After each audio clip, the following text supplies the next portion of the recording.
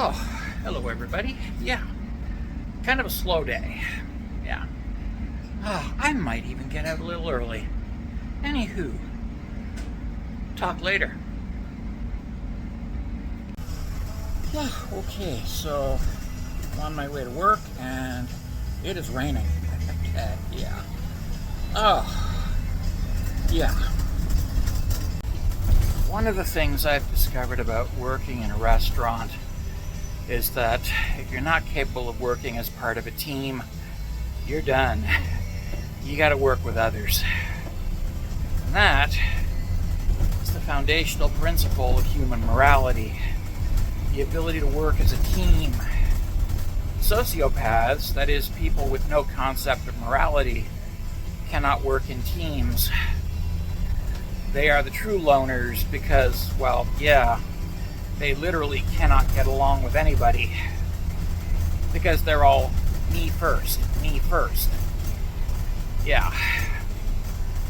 That's how morality works, and that's where morality came from. The need for people to be able to work together. Because if you cannot work together on the African savannah, you're going to be lion chow. Yeah, the lions will get you. Because one man alone on the savannah is lion chow. And that's just all there is to it. A society without any kind of morality is a society with no social cohesion. A society in which everybody is against everybody else and out for themselves. A society without morality will implode. And it doesn't matter how big or small that society is. The reality is, morality had to exist long before Christianity or Judaism were ever developed. It had to exist before the concept of God was developed. It had to exist when humans were primitive hunter-gatherers who depended on each other to survive. The concept of morality, some kind of moral foundation, had to exist when we were still hunting mammoths on the Eurasian steppes. Some concept of morality had to exist back then in order for us to be able to hunt and survive. Because yes, the lions are hungry and they will eat a lone human without hesitation. One human alone is lion chow. And this has always been the case. And yeah, in the English-speaking world, we've forgotten that. We live in a world where there are no mega predators. But the reality is, survival in a world of mega predators depended on teamwork, which depended upon some kind of sense of morality, some kind of sense of right and wrong, some kind of sense of I won't hurt my friends and then they won't kick me out of the group because I don't want to be eaten by lions. And that is the foundation of morality. Not the Bible, but survival. So, yeah, as I said, morality is a survival tool that allows humans to work together in groups. That's as simple as that.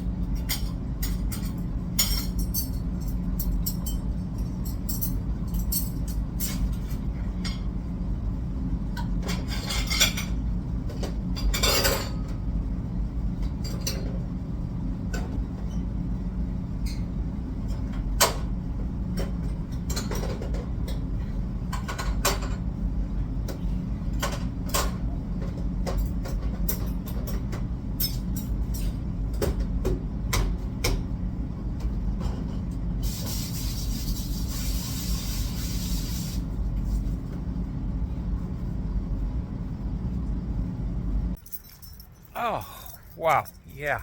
So anywho, just got out from work and just on my way downtown, gotta hit the bank and verify the payment of a bill. Yeah. Okay, yeah. So as I was saying, morality comes out of the need for cooperative species to be able to trust each other. And those who were not trustworthy had a tendency to be expelled from the group and become, as I've said before, lion chow. Yeah, nobody wants to be eaten by lions. So it's in everybody's best interest to get along with each other.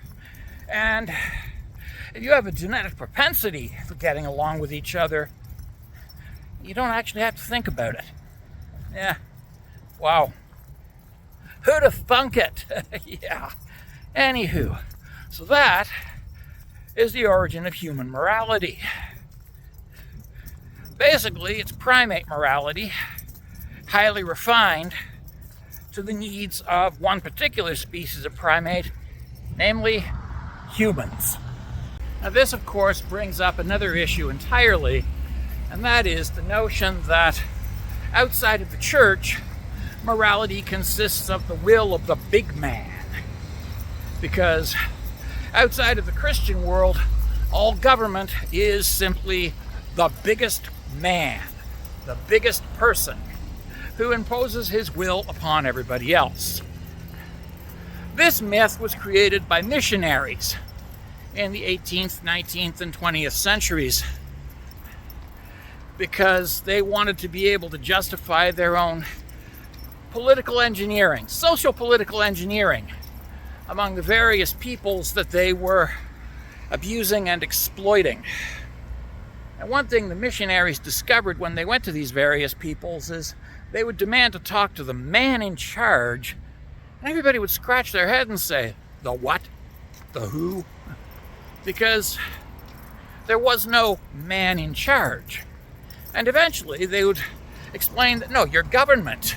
And they would expect to be taken to a big, strong man who controlled everything. And that's not what they got. Instead, what they got almost every single time was a group of old women, essentially a council of grandmothers. And this happened in Polynesia, it happened in Central and South America, it happened everywhere. Instead of a big man being in charge, there was a group of grandmothers who governed through the wisdom of experience.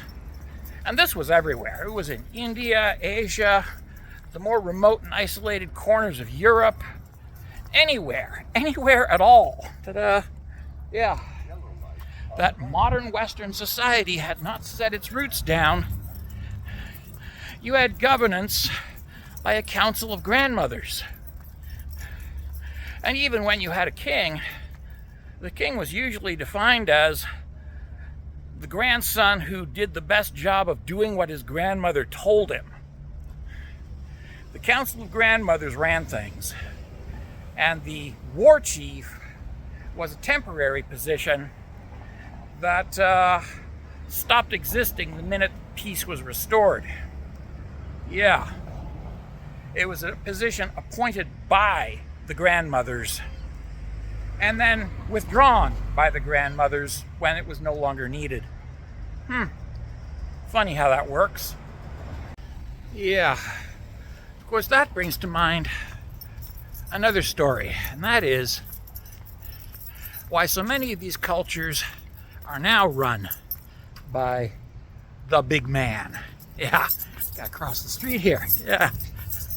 See, what happened is the missionaries, having gone in expecting to find a big man running things, and instead getting a council of grandmothers who invariably argued against them and told the people, don't listen to this crazy bastard. So what they would do is they would look around for a man living on the periphery of the community, usually a man who was marginalized because he was a bad person and the community had expelled him for being a bad person. So the missionaries would tell him, we'll make you a king if you'll convert to Christianity. All you have to do is profess your belief in Jesus, and we'll make you the king. Yeah. So the missionaries, having failed to find the big man in charge, had to create the big man in charge in every single community. And in most communities, unfortunately, they succeeded, creating permanent male chiefs, male chieftains, and male kings in societies that had never experienced these before, because they had been ruled by, as I said, a council of grandmothers, a bunch of old women whose wisdom was trusted and respected by the community. And in order to make sure that the new big man or king or chief was obeyed, the missionaries almost always left a bunch of mercenaries, a bunch of heavily armed soldiers, to enforce the will of their newly established big man. In other words, they created kings from sociopaths, left them in charge, and left them with an army of mercenaries to back them up. And invariably, the first thing that they did is they got rid of the council of grandmothers. And then they started taking the children and shipping them off to separate places far away from the community where they could have Christianity beaten and raped into them by the missionaries. Because, well, yeah, it really helps if you can beat and rape your religion into the children of an indigenous people that you are colonizing. Especially after you've established a new system of government for them based upon a thug and the mercenaries who enforce his will. Yeah, missionaries, paragons of morality. Yeah, fucking missionaries, I'm telling you. Yeah, but anyways, that is the morality that evangelicals want to inflict upon us. Blind obedience to authority. Do what the big man tells you, or else. That's their morality. I prefer the council of grandmothers, personally.